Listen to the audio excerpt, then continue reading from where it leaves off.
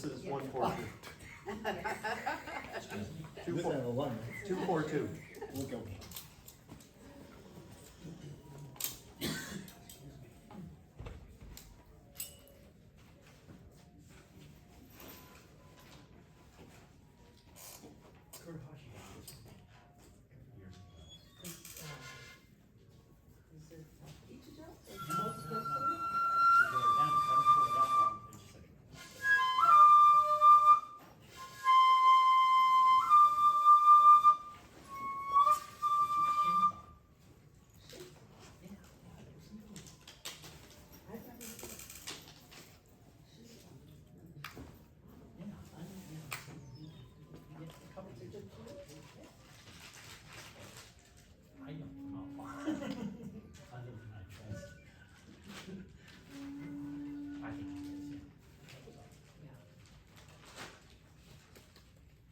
Yeah, he Has he ever forgiven you? brought this one that I picked out.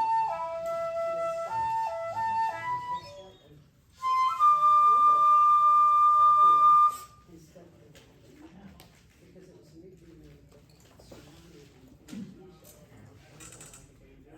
So this will make you.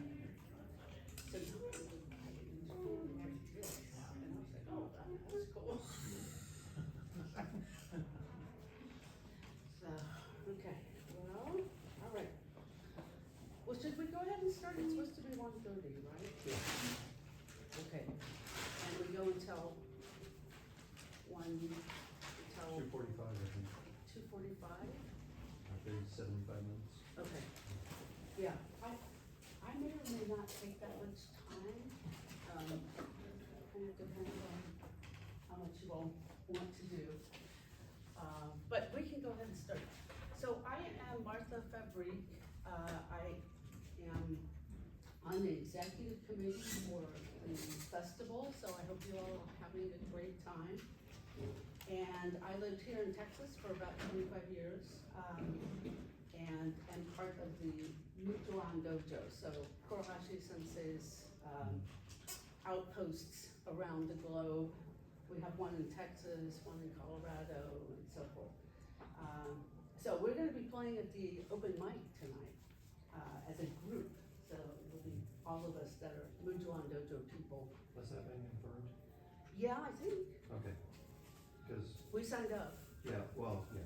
so I hope. Yodo asked me to join in that. Oh, good, I don't know how I qualify, but good, and Mike is gonna play too. And I know Mike from Boulder, so we're all a pretty close-knit community.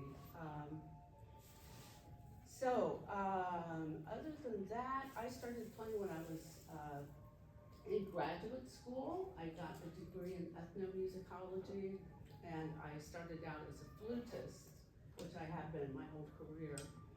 And, so I've been doing flute and shakuhachi, for my whole career, playing career. And in talking about the high register and how to play in what sounds probably to you all, and to me does, the very high pitches of the 1.6, there are parallels with what we do in flute playing with embouchure. And I'm basically gonna be working with this version, Kumoi Jishi, that was arranged by Kurohashi Yodo.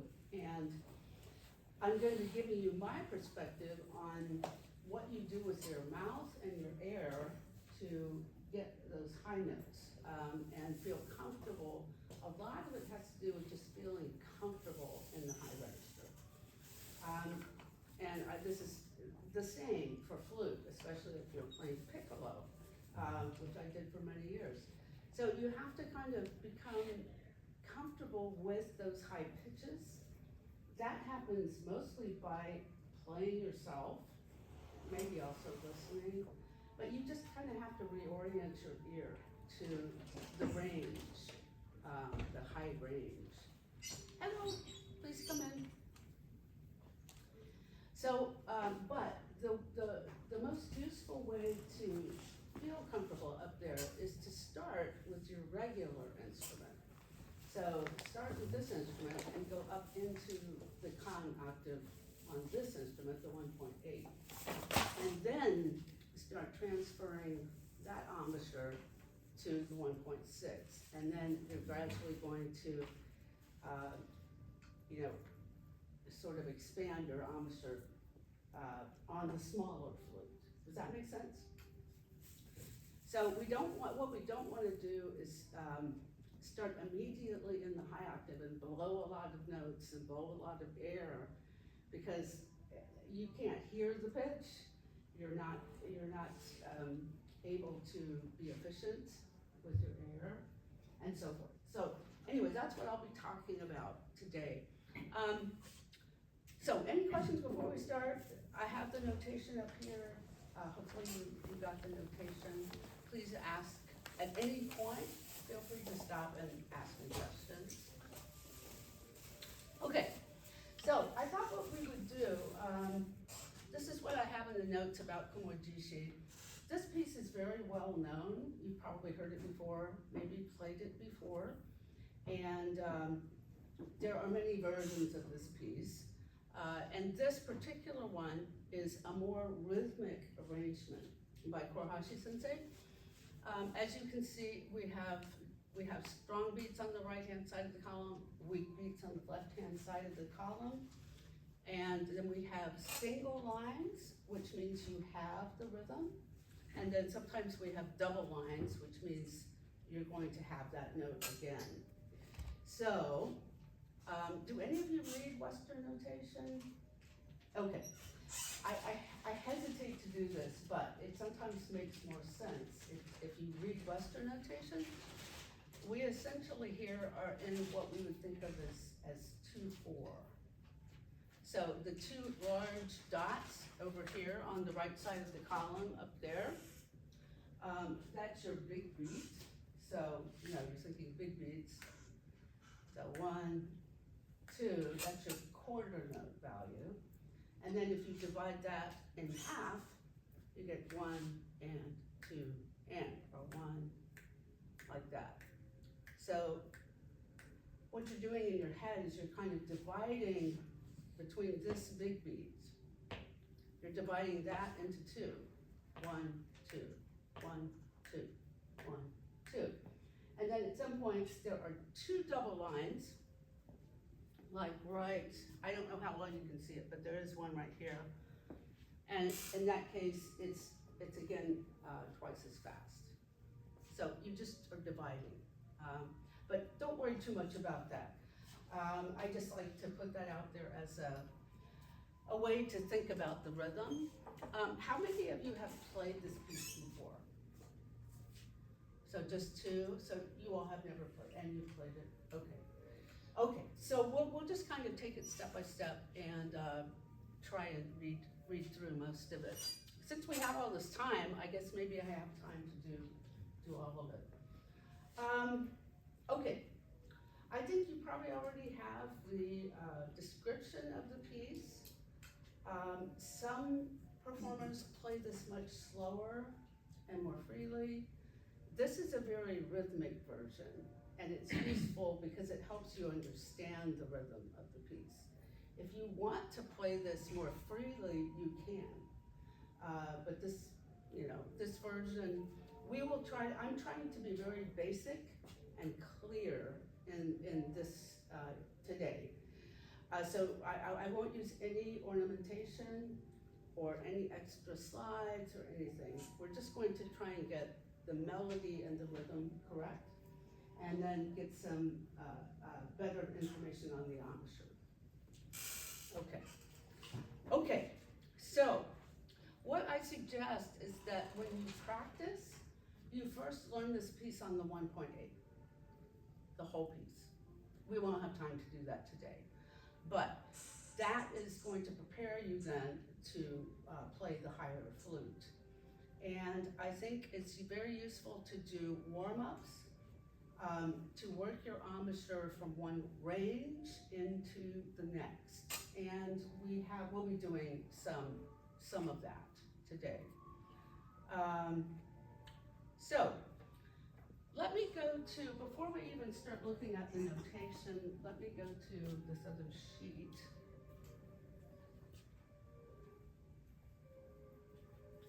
Okay, I'm sorry this is so small. But what I would like to do, just, let's take a look at what I have here. It's important to practice slowly so that you hear pitch and you're aware of the pitch. That's one point. One really important point, and we can try this right now if you've got your flute out. Number 4, where it says check the pressure of the flute onto your lower lip. This is really important, and it's something that we don't talk about, or we're not even very aware of, a lot of us. But what happens is if you're playing a note and you push in unintentionally,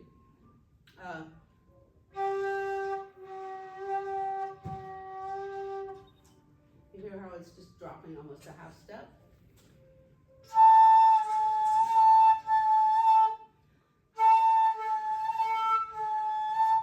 So sometimes with our arms, we're unintentionally pushing in on the bottom lip of the chin, and that will affect your pitch, and it becomes worse when you have the small flute.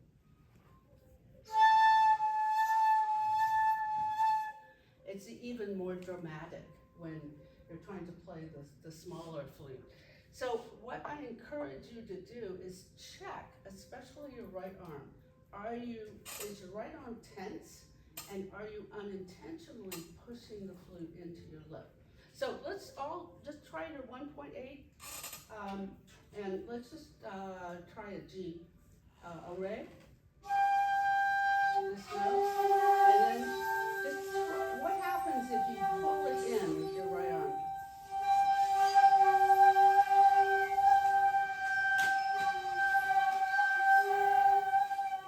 Try to make the pitch adjustment. Try it again. Try it again. Just throw it in the Re and see what happens. So.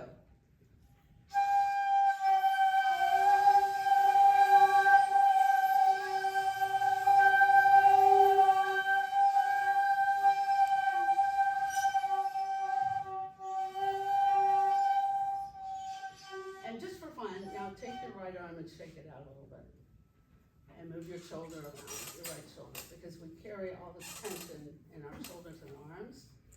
And unintentionally, while you're playing, you will tighten up. And you have to kind of remind yourself to loosen up, and it's just body awareness. As you're practicing or playing, just kind of every now and then just do a mental check and see how this is feeling to you. And the best way to be is as relaxed as possible. And that is true for any musical instrument across the board. You want your body to be as relaxed as possible when you're playing. So it's just one thing to consider. Okay, let's go ahead and we'll just go through these. Number 5, we sometimes have a tendency to use too much air in the high octave with the misconception that more air is going to make it work, and that is not the case. So you basically don't use any more air in the high octave than you do in the low octave. You're going to channel the air differently. So if you have a low note,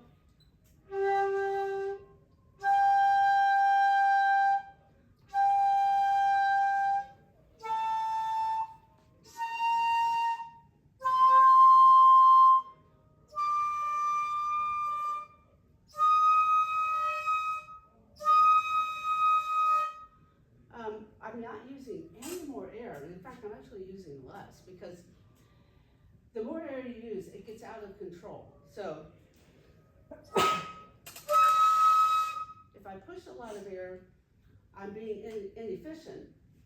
I'm stressing the lip arrangement, and I'm also probably playing out of tune. So that's just a point to keep in mind, and we are going to practice some things to figure out how that works.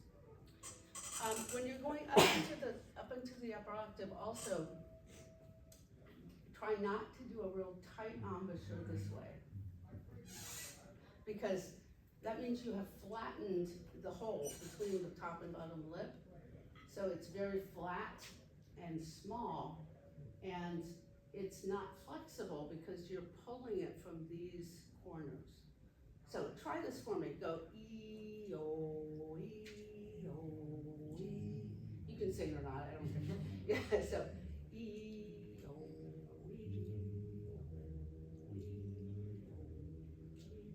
So what and getting to a good embouchure in the high register, if you go from the O, so E-O, notice that you have a rounder circle and it's more extended, so you have a little channel here, a little tunnel almost. And that means that's how you're going to speed up the air, all right? So you're speeding up the air. You have to speed up the air for the high octave. So it's possible to do that by just blowing really hard, but that doesn't work well. So what you're doing is you're channeling the air, and you want to bring the lips forward, okay? So you can think of whistling. Can you all whistle? I can't whistle right now, but if you can. So there you go. So when you're whistling, you're playing from the inside, you're blowing the air from the inside of the lip, and we're blowing air from the wet part of the lip, right? So you want to do basically the same thing when you're playing the flute. So if you're tightening, you can even, it's almost like you can start playing from the outside of the lip, which is, again, not effective. So think loose, you know, not completely loose, but not real tight, and then move the embouchure forward. When we get to number 7, embouchure shape for the high octave. So when you're blowing in the low register, hello, come in.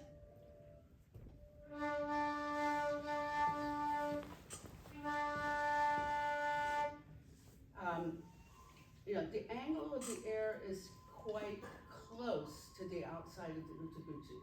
So it's almost like you have a parrot shape. So a parrot beak shape. So the upper lip kind of comes over more.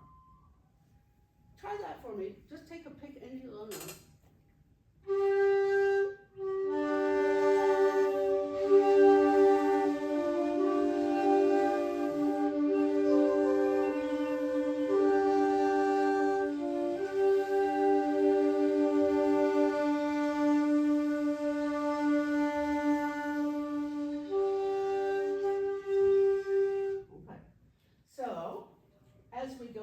What happens is that the bottom part of the lip and the jaw come forward, so that you, between the top and the bottom lip, you have more of a parallel shape.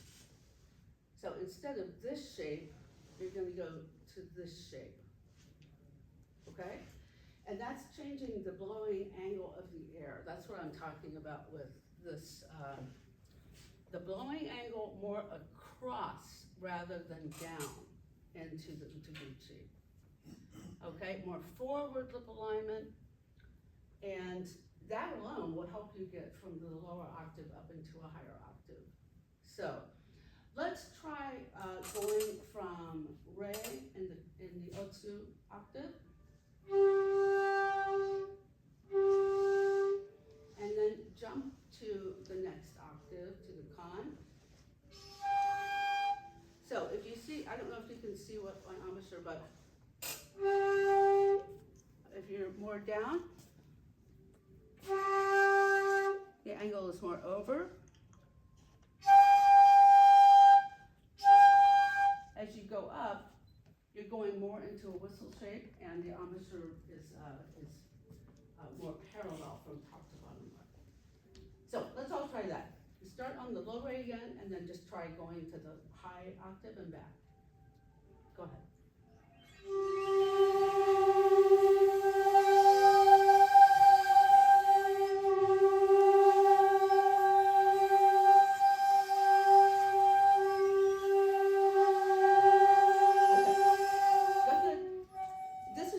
hard to do when you can't see it, so I recommend that you practice in front of a mirror. That does help. Okay, try one more thing. I'm not seeing a lot of movement in your embouchures, and I want to see a movement from the lower lip. The movement comes from the lower lip more. So lower lip needs to go forward and back. So try this without your flute. Just go, let's say, E. Let's do an E and an ah. So E, ah, E, ah, E, ah. So you notice that the jaw comes forward. E, ah, E, ah. What happens to the lip? The jaw moves the lip. E, ah. And then the lip you want to roll out a little bit. Some of this is how our great shakuhachi players get that incredible sound, because they're using these things. So it's useful to know, and then you have to practice for a million years to make it work. But so starting low, first check and make sure you're not too tight on the bottom with your arm. Sorry.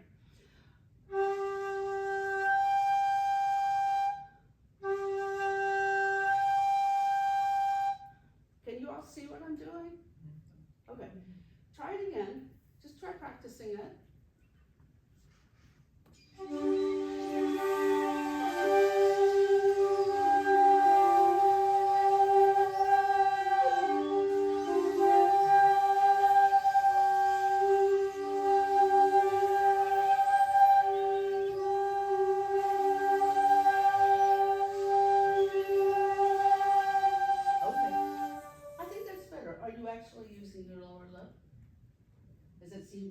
Probably seems like it. So when you get home, maybe check it in the mirror and see what you're actually doing. This seems very detailed, but these are basic ideas with the embouchure. I'm just trying to show you kind of how you can get to those ideas. Okay, and then the final thing here is a smaller aperture in the middle of the lip. So the aperture just means what is the space between the top and the bottom lip. You can have different shapes. It could be more round, it could be more oval, and then you can extend it forward or backward. And what we want in the high octave is kind of a more round embouchure that is more forward. And it is smaller. So like I was saying before, if the channel of the lips is smaller, the air moves faster, and then you can get the note. So it's similar to a water hose, you know, the old-fashioned water hoses, where you have a garden hose and you have a nozzle on the end of the garden hose. The old-fashioned ones were just one kind of copper tube that you could release or tighten. When you release it, the aperture on the inside of the nozzle is bigger. And when you tighten it, it's smaller. And if you have the same water pressure, when it's a smaller opening, of course, the water's going to go faster, right? So it's the same thing. It's the same concept with the ear. Okay, let me stop trying to explain too much.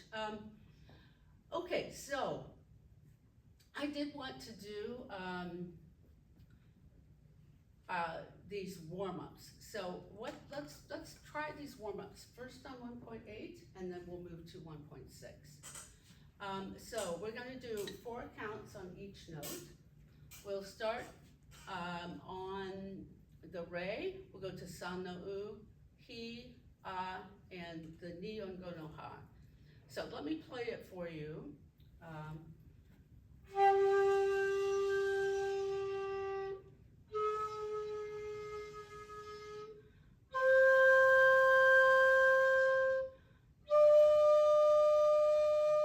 And that's in the low octave, so I'm actually need to do it in the con octave.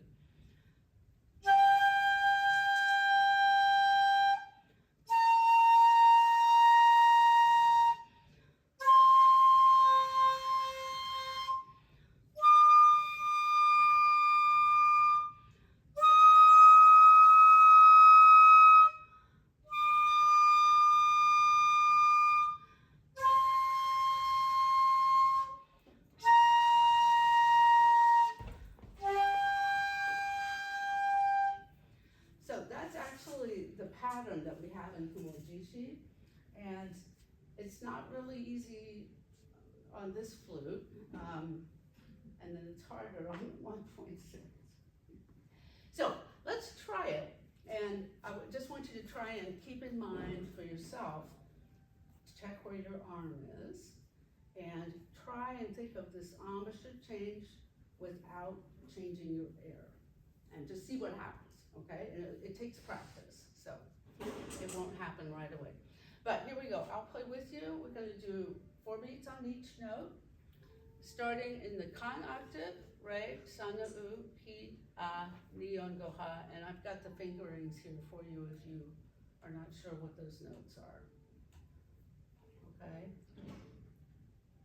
Can you see it? No, that's what I'm doing. Okay. I can't Okay, okay.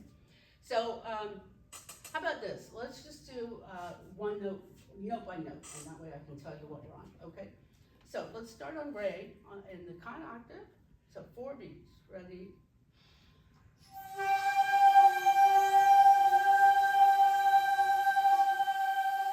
Okay, how does that one feel? Does it feel okay? It's a therapy session. Okay, now go to the sound of u. Here we go.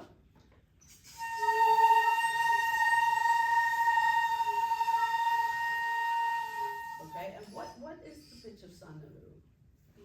B flat. So if we're Western players, we know it's B flat. If we're not, we just need to know if we're going up the scale.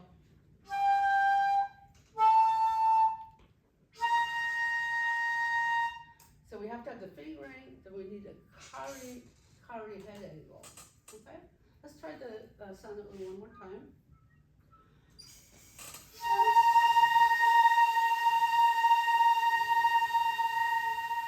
Good, much better.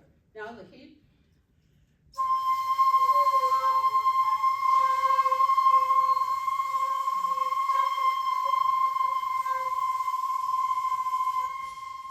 Okay, so listen carefully. It's the same pitch as the C.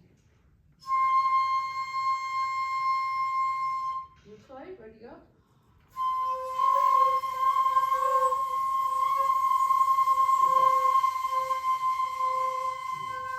Okay, so this note is not kari. It's not a kari head angle, right? So bring this up.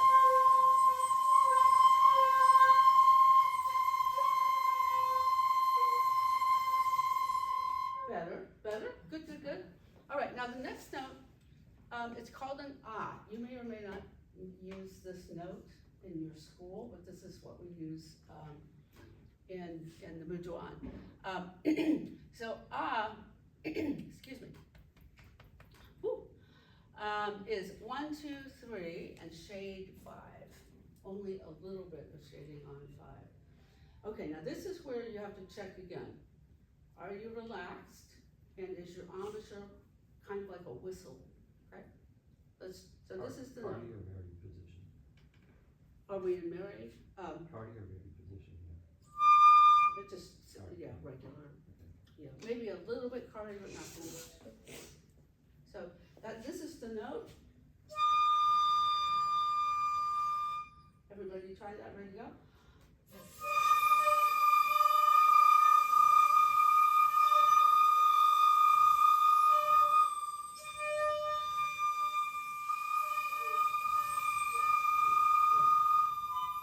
Bring your right arm up a little bit, that'll probably fix it. Bring your right arm up, yeah.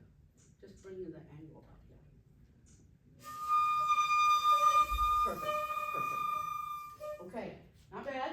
All right, and now we're going up to the highest note we've got, which is the ni on go no ha. So only 1 and 3, just 1 and 3 down. Here we go.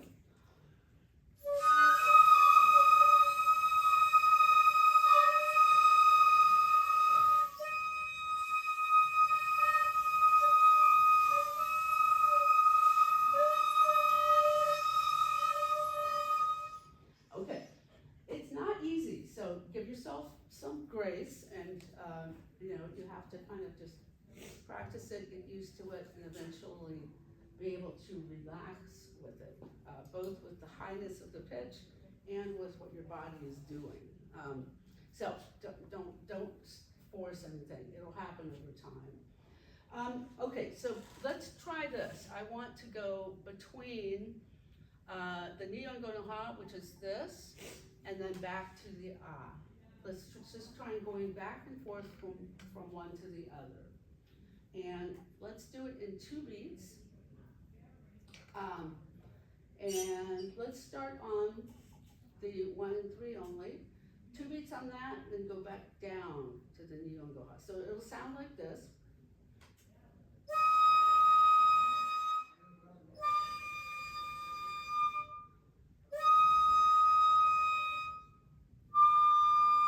Okay, let's all try together. Ready, and?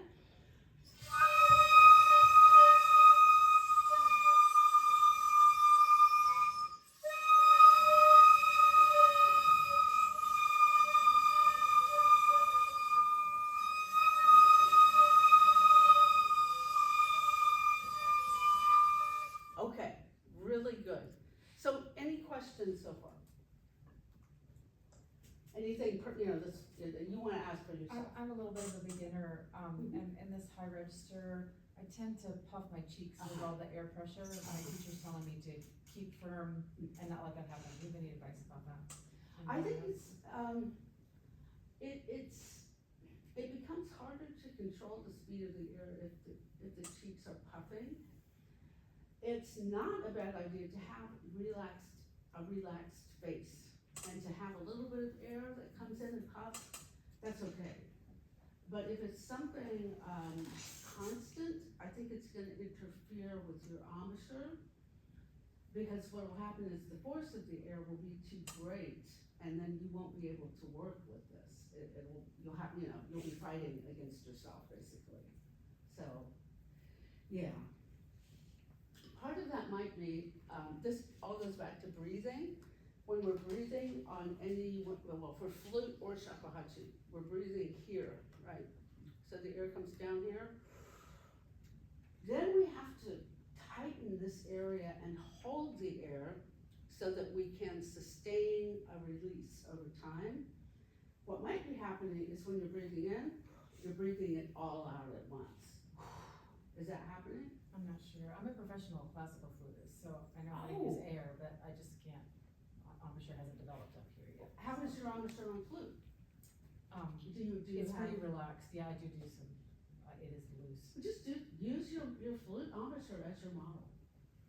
Yeah, but I can see you're puffing a little bit, and that's.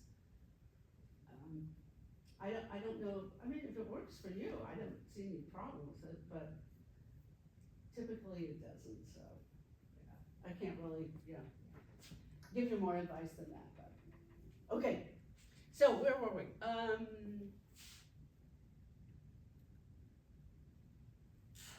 All right, moving on. We are going to look at 2 notes that are in the notation that I just want you to be aware of. And I'm down here on number 4 here.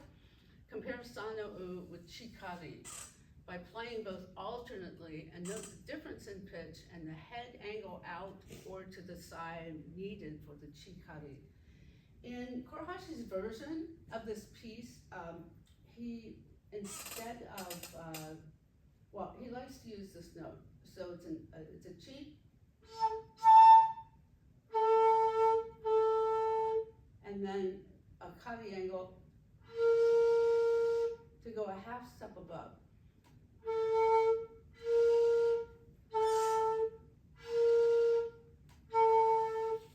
Let's just try that together. So just experiment on your own. So play the A.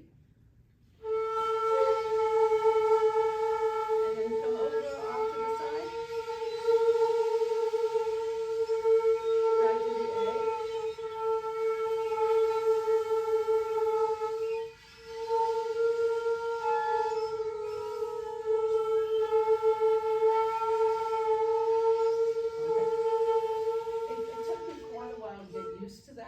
So I think it's used for color more than anything else. Because in the high octave, we usually, in this piece, we usually use sa na mu again for that pitch. So we use that note, so that's what we normally do, but in the notation, we're going to see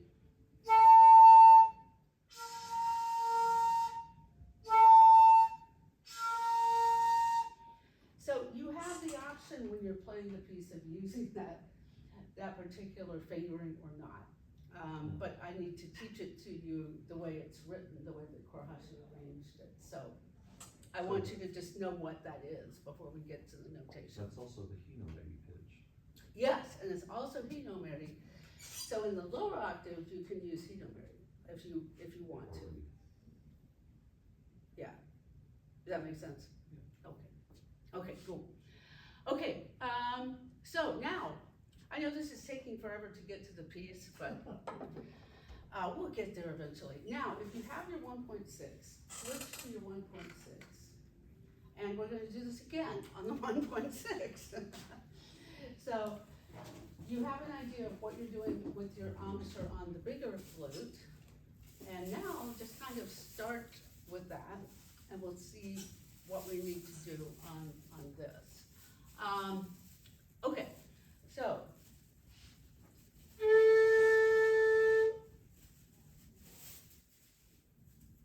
I'm thinking we should do some other warm-up first.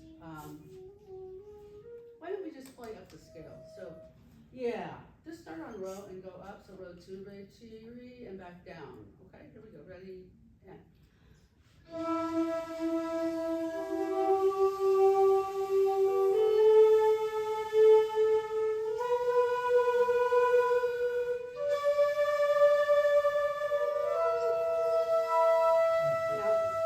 Now come down. Start on the same note and come down.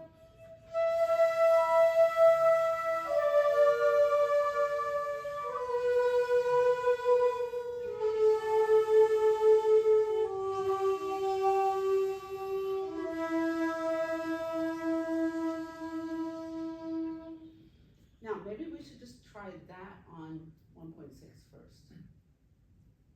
Let's do that before we go to this warm-up. So, start here now, on this row.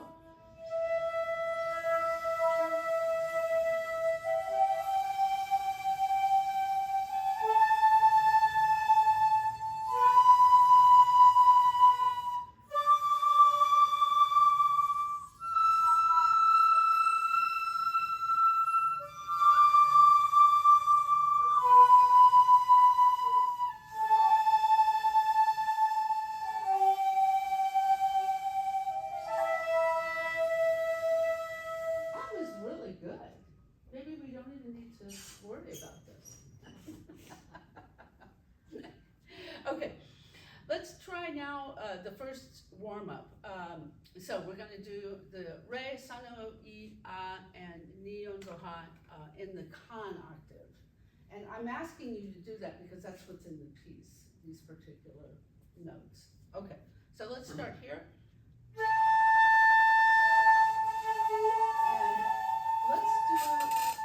Let's do 4 beats per note, okay? Here we go, ready, and.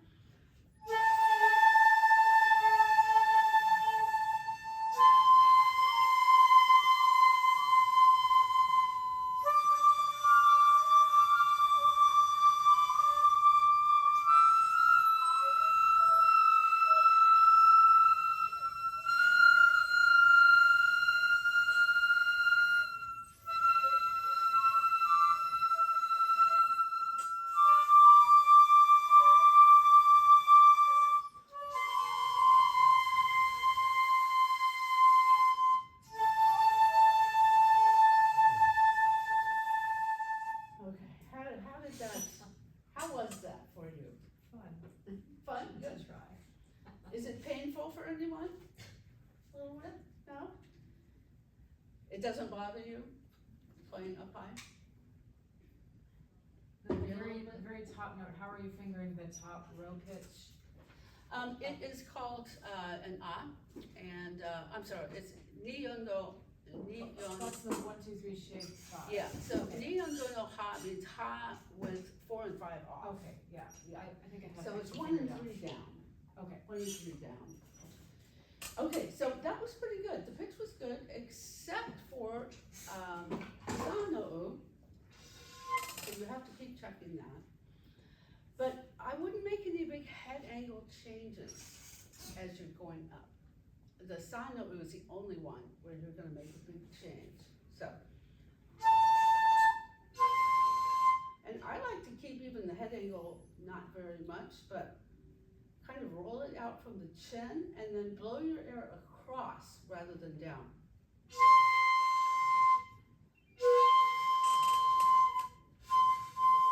Yeah. Yeah. Yeah. Okay, and then after the sunroof, then go back to regular angle.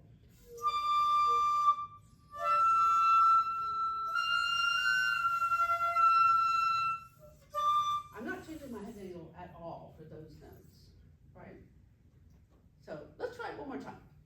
We'll start on the re. Here we go, ready, go.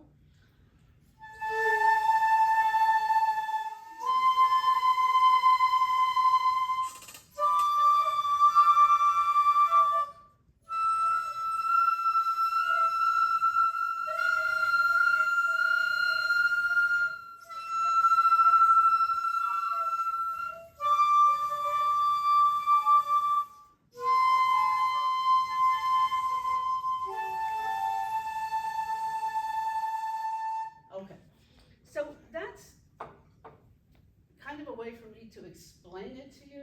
When you're practicing, I wouldn't do too much work just only in the high octave like that. It's better, I think, to practice it within the context of the piece, which is what we normally do when we're learning Honkyoku. Okay. All right, so I think we're ready to start the piece. I might have a little bit more on this. Okay, so this is on the notation. So chikari, you can substitute in the kan octave. You can substitute san no u for chikari if it's too difficult and if you can't get the pitch. And I must say that it's harder on 1.6 to use the chikari and have it be in pitch. It's a hard embouchure to find. And these are things that Shakuhachi sensei told me, so I know that it's okay to make those substitutions. Number 3, the last chikari at the end of the piece, you want to keep that a chikari. In terms of rhythm, we'll go over this. We have circles and triangles. Are you all familiar with this kind of counting? A little bit or not really? Could use a quick review. Okay, so as we're going through the piece, if you see a circle on the right, and we'll have examples of this in a second, it just means that you hold the note through the beat. And I believe that, and the same thing, if you see a triangle on the left, it's a way to tell you that you're going to sustain that note to the next beat, whether it's on the right or the left-hand side of the column, and oftentimes there's a syncopation involved. In my mind, as a Western musician, it's a duplication of what's already here, but it helps us to know what rhythm to use. So we'll look at that in specific in the piece. Okay, there are low romedies, and you can use a chumeri for those if you prefer. So instead of going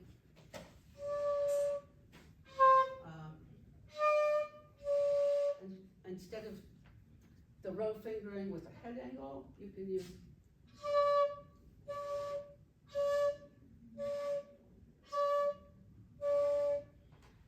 it's notated in here as a romani, but it's in some places it's too hard to play.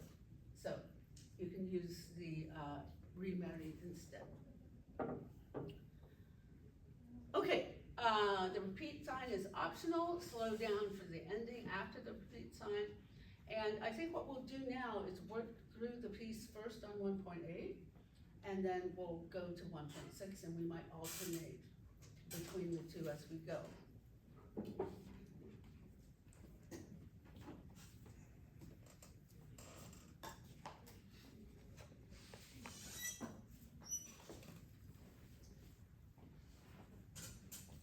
Okay, so let's start off on 1.8. So right at the beginning, you've got to jump in there with a sa no u up to the hi.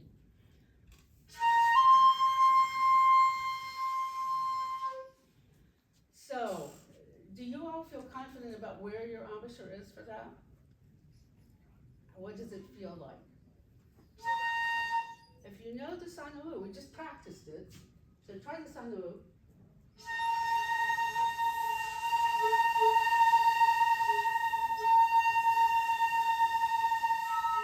Okay, and then go to the next note.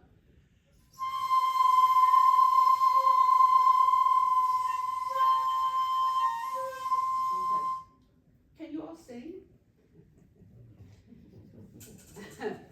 Well, I'll have to sing in the low octave today, but la la. Try singing that together. Ready, go. La la. So that's it. You have to have that in your ear before you start this piece, because you have to jump in here, and it has to be in tune right away. So, la la. Have that in your head. Let's try the opening again. Here we go. Ready, go.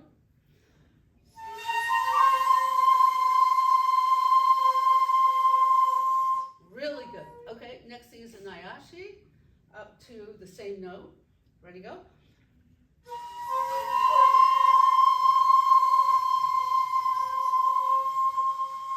Yeah. Let's do this phrase by phrase. So I'll play the first phrase, and then I'll have you play it, okay? So here we go. I'll play the first, we just got, do you see this little hash mark right here? There's a little bitty hash mark, and that means you can breathe. So make sure to take breaths when you see those. Yeah. Okay, so here we go. I'll play it first, and then I'll have you play.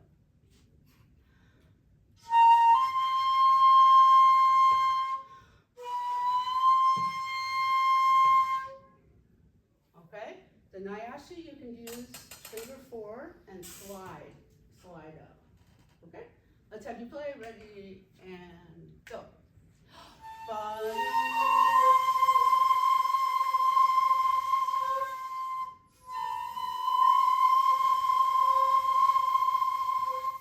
Very nice. Okay, before we go any further, let's talk about the rhythm. What I want you to do, and we don't do this in traditional practice, but I would like you to tap your foot for the strong beat. Okay? We're learning the piece, and this piece is notated specifically with all these rhythms. So I want you to try to be cognizant of how this works, okay?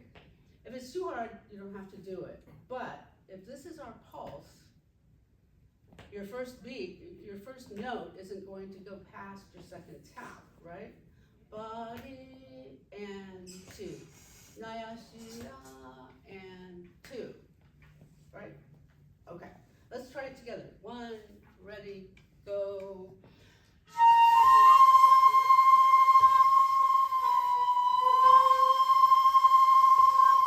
Good, keep going.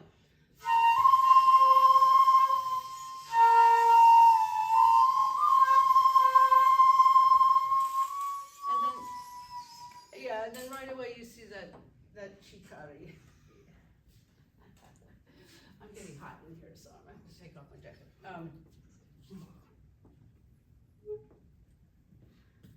All right, let's try the second phrase, and try to do the chikari. If it's too much, just play uno-san. Sano. Okay. Second phrase. So can you see the hash mark? So uno-san. Sorry, I'm dyslexic. So we're gonna go from here down to here. So second part, ready, and go.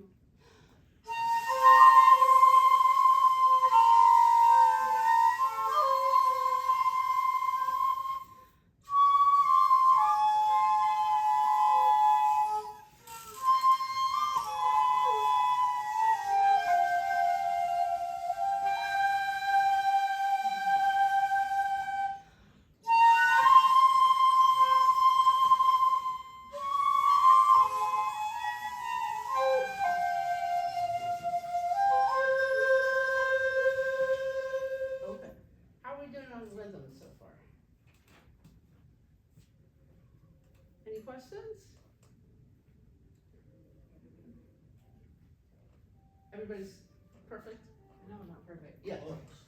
Sorry, I'm learning Tosan, so I don't know about this.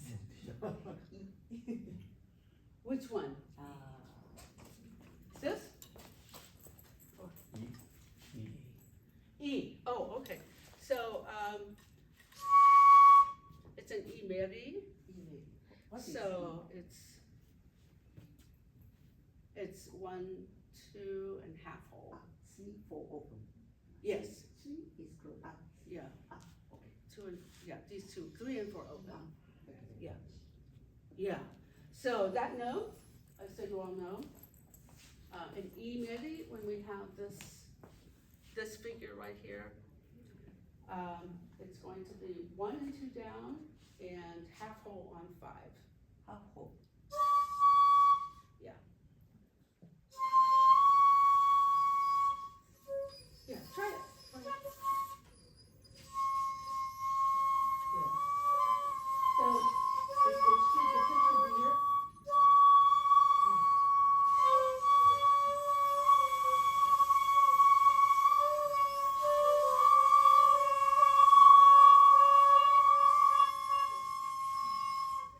Yeah, so you can start from the note below that. Everybody knows that note. Try it. And then half hole.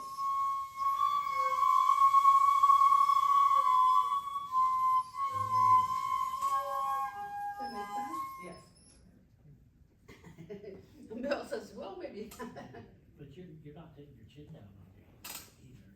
Your chin staying on your No, E I Mary? don't change anything. Yeah. It's just a fingering, it's Yeah, just a yeah. fingering Is it change. wrong to take your chin down on the E Mary? I wouldn't do it. No, Interesting. just generally, I think the most efficient way to play the shakuhachi is fingerings first. And then if you need head angle changes, then you can do head angle, or if we're not using shading, Then chin down. then you would have to That's do what I'm shading. trying to do. Yeah. But, okay, so that might be a point of confusion. This is not a no shading piece. Okay, yeah. Well, we can gather that. This is a It's fingering. cable piece. Yeah, this is, well, okay, so the origin of it started, in the south. It started in Meiji Temple and then went to Ichiken Temple and then went to, Kinkoku. So, if you look at Jinoyo's version of this, it's not rhythmically delineated like this. So it's hard to say, I don't know, I don't know the whole, But you know. you're saying how this is played, and I'm good with that. Yeah, but I do know that's how this is played. Yeah. Okay, so, how much time do we have here? Okay. I don't think we'll have time to get through the whole piece, but let's try to place some more on. Are you all comfortable with reading it, thinking about the strong beats? We just try and read it, and that way we'll have time to get to the 1.6. Okay, so let's play together. Let's just go at the top, and let's play until we need to stop. Okay, so back to the top. Here we go. At the beginning, ready and go.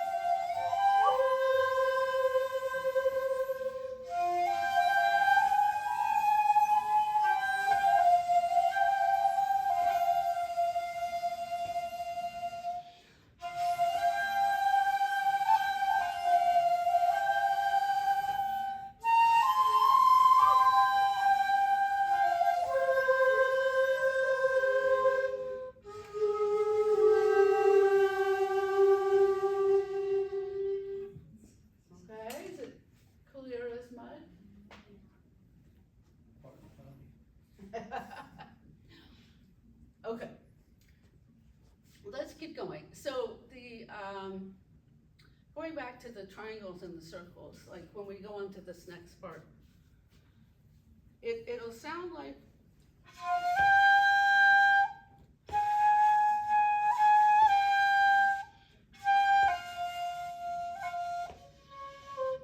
so you basically just hold the chimeri, dum, bum, bum, bum, bum.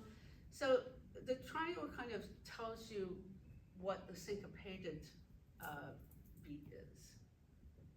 I hope that makes sense. But really, in terms of playing it correctly, you're just gonna play a full beat on this note. So dum, bum, bim, bum, bim, bum, bim, bum. And then when you see the circle here, you're gonna hold that to the end of that beat. Let me play it for you so that hopefully you can put the two together.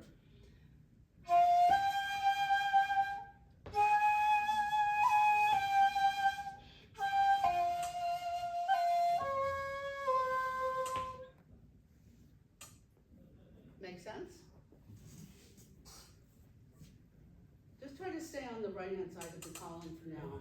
And as you get better at this, then you learn to subdivide and so forth. Okay, let's try it from here. So notice that we are now in kan. We've gone up to the second octave here. So right there after the repeat sign, 2, ready, and go.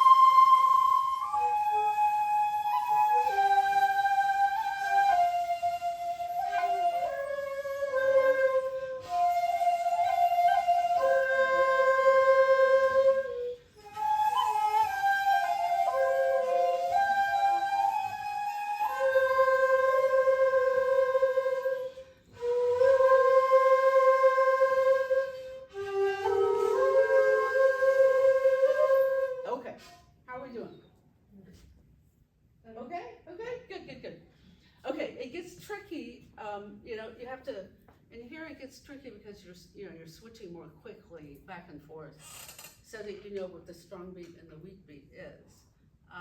So this is the, from here, body and 2, and then you have to sneak this in before the next strong beat, right? Body, da da di, bum. So when you have two lines, it's the same as a 16th note, and if you have one line, it's the same as an 8th note. So it's just faster, divided in half. Okay, good. I think we were doing pretty well. Let's start from here. Chiri. Here we go. Now I lost my place. Where was I? After the Ray. CD line 1, 2, 3, 4. Line 4. Oh, there we go. Sorry, thank you. Line 4.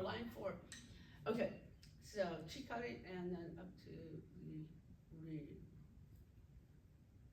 Wait, that's still not right. Let's go back a little bit. Where would be a good place to start?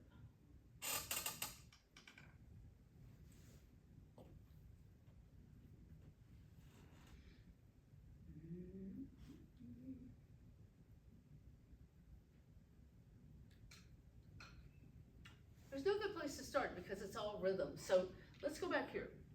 Let's just go back here and we will have a second go. There we go. 2, ready.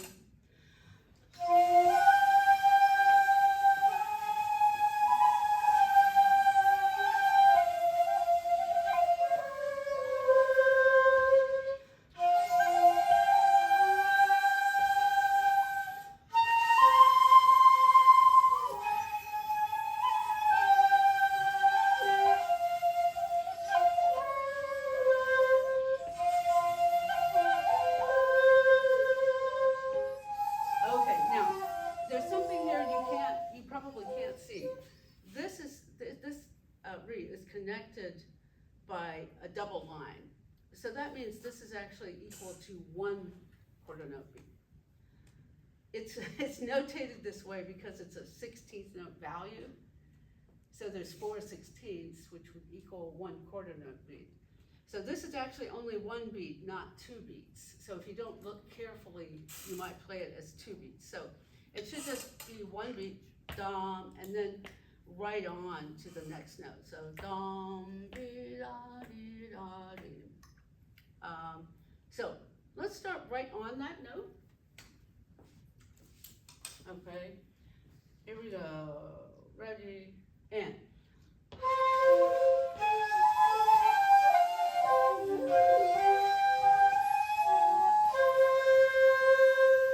All right, that wasn't a great place to start. Let's go back here. So, sana u, ready, and.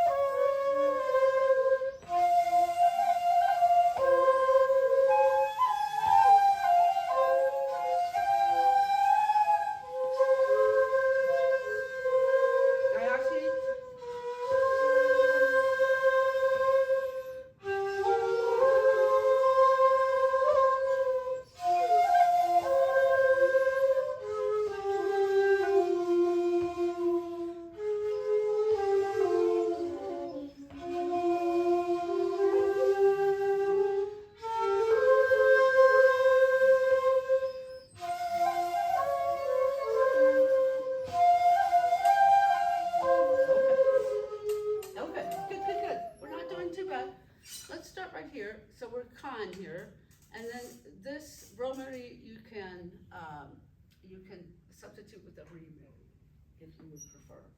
So instead of like that, you can use 1, 2, and half 05 instead of the romary. Make sense? Okay. So let's go back. Let's start right here. Okay? So 2 MIDI, 2, ready, and.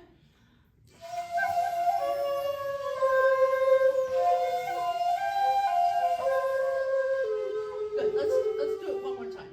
Let's do it one more time. Same place. I'm sorry. It's a regular 2, not 2 married. Yeah. 2, ready.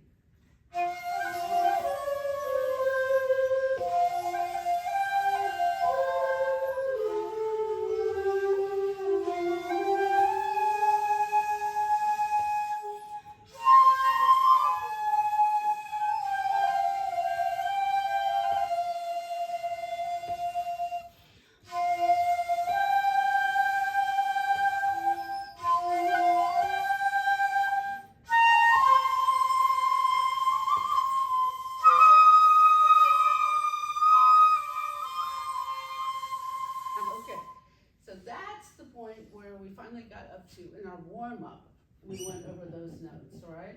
But in the piece, you have to just jump up there at a moment's notice. So it's good to be familiar. And I just lost my place again.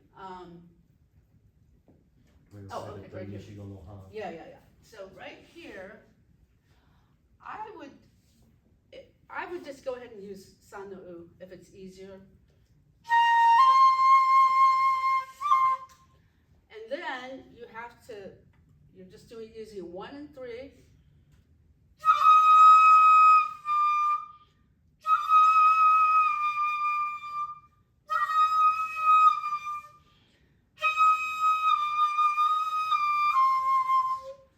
So that's the figure there. That's what I explained in the notes, so hopefully you can go back to the notes and figure out. Close your forefinger on that off after.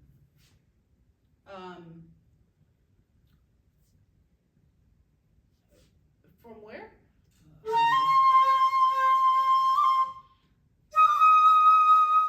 Right there, 2, 4, 5 off. Yeah.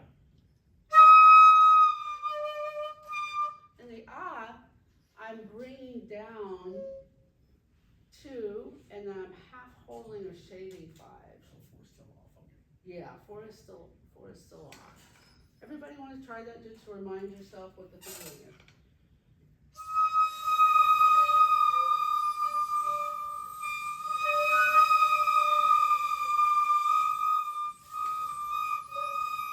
Yeah.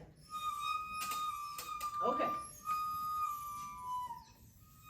So let's start on this. We're gonna play a song no U there instead of Chikari. All right, let's start right there. Ready?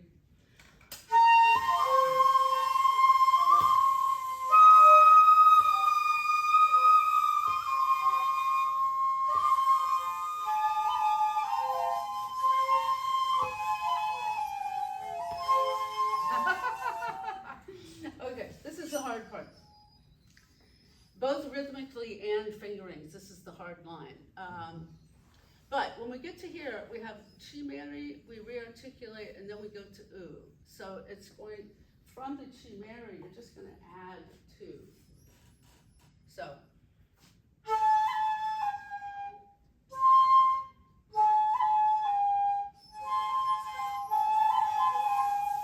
So chimeri, you should already have half this covered, right? And then just add 2.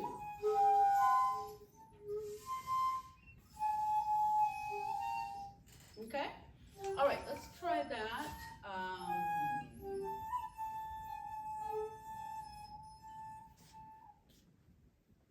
Let's just start right, I guess let's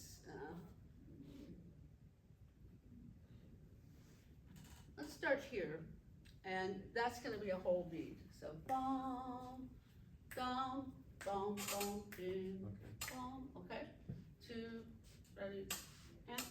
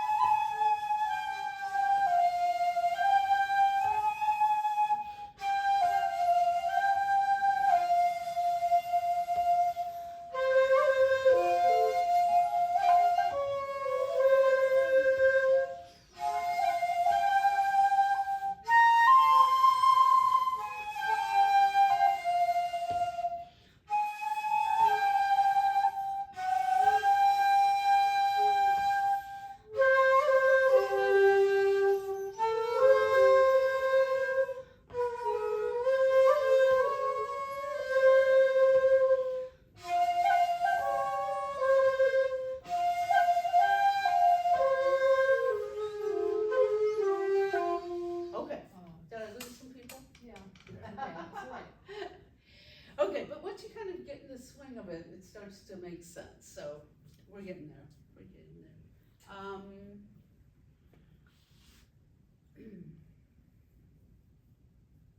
Let's start right here. So we've gone to Kan here. I know if you don't have music, it's hard to see.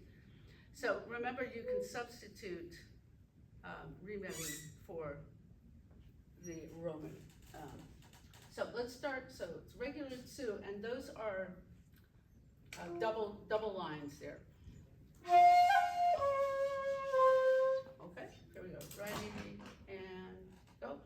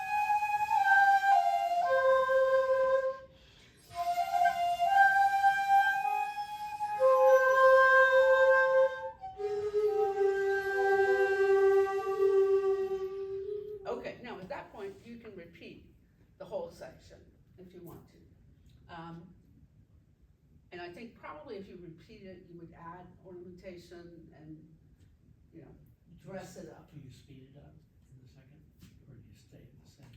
I think it's the same. Sometimes what happens in the second half of the whole piece is that we start to get kind of a triplet feel. Da, da, da, da, da, da, da. And that's kind of a folk style. It's kind of a, so I don't want to do that today because we're just trying to learn the basic piece, but it's often played that way. Yeah, it's not faster, but it's in a different kind of rhythmic feel. Okay, so once we've gotten to the repeat sign, the last part we slow down for pretty much half tempo, so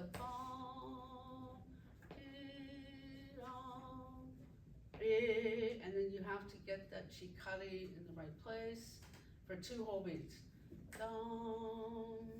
And then a little suri up, okay?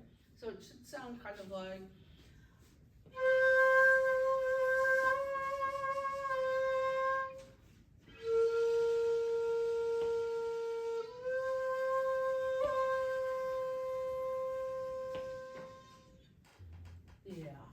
something like that. Okay, let's try that together. Start on the read right here. Boom. So we're already slowed down. So ready and.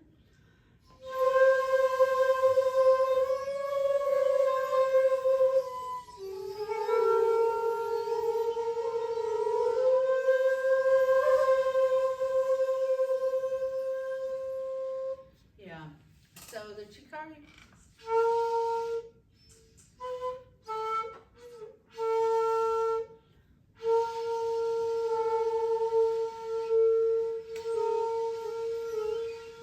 Kari angle and maybe off to the side, whatever works for you. And then to do from the chikari, to do the suri, you have to put these 2 fingers back down as you're taking 4 off. So